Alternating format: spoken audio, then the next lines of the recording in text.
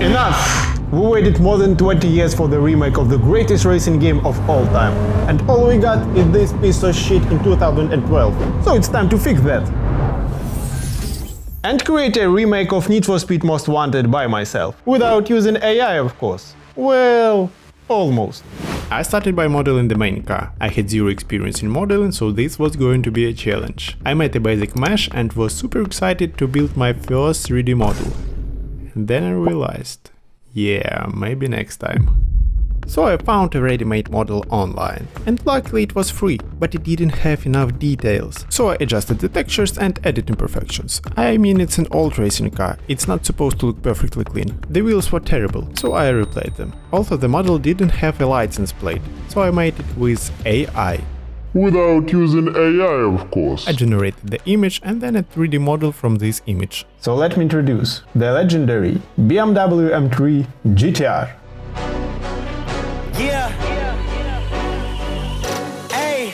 Yeah. The jig is up. Yeah. I came too far, I ain't giving up. Hey. But wait, I completely forgot about rigging. Rigging helps animate the car properly. It simulates real car physics, so I wouldn't have to animate everything by hand. And since I wanted dynamic drift shots, I have to set that up first. To speed up the process, I used the Cinematic Car Rig plugin for Unreal Engine 5. But I still had to clean up and organize the model. And I also spent an entire day fixing a bug because the model just broke. But in the end, it worked. And now I could finally animate the car. I also knew I need police cars, so I went through the exact same process 2 more times. I also added procedural animation for the siren lights, so I wouldn't have to animate them manually later. And yeah, I spent 7 full days just preparing these 3 models. But it could take forever if I decided to model everything from scratch. So my main rule in CG is always finding the easiest way. So the plan was to recreate the original Need for Speed Most Wanted trailer. It has a few shots of the car in the garage, a camera flight through over the city and... yeah, that's basically it. And that was cool in 2005? So to make everything more dynamic, I decided to add a chase scene, which means it's time for animation. The first part of the animation was pretty simple. The car just stayed in the garage, so I only had to animate the camera. I recreated the shots from the original trailer, but made them shorter, because they felt too long for me. Pretty simple, the first part of the animation was finished.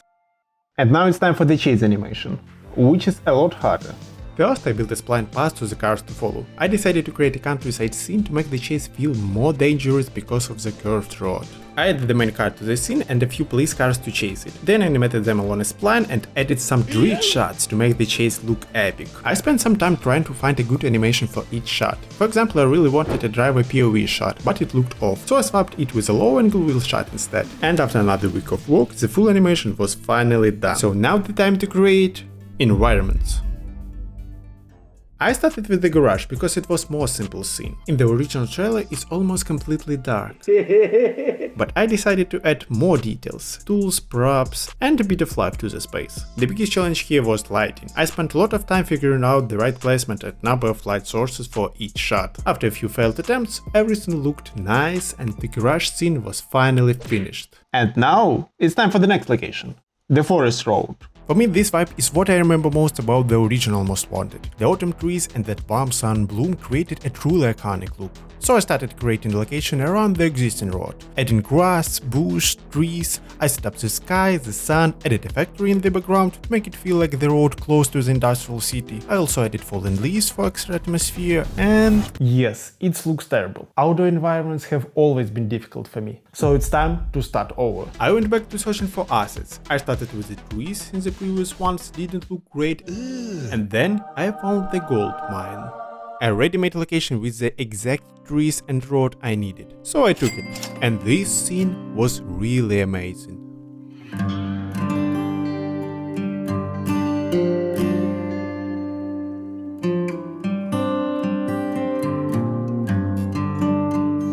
But I still had to add a few details. Road barriers, signs and some industrial elements in the background. I placed everything in the scene, adjusted the lighting for each shot, added small details, fixed a bunch of bugs. And after 2 more weeks, the forest road was finally done. Okay, I still don't have enough action in the video, so I decided to add a smoke simulation. I used Embergen for this, because it works pretty well and doesn't overheat my computer. But I had a problem with transferring the rigged car between different programs, because it turned out that you can't just click the export button. There is a whole workflow you need to follow for a proper transfer. But after a few days, I finally made a smoke simulation. I also added tire tracks on the asphalt to make the drift look more realistic. Now it's time to render all the shots and put everything together into one video. But first, we need a music. Usually spend hours going through different platforms and trying to find the right track. And I really hate this process, it takes way too long. So I decided to use AI again. Without using AI, of course. I just typed that I need music for a Need for Speed Most Wanted remake and got a perfect track from the first try.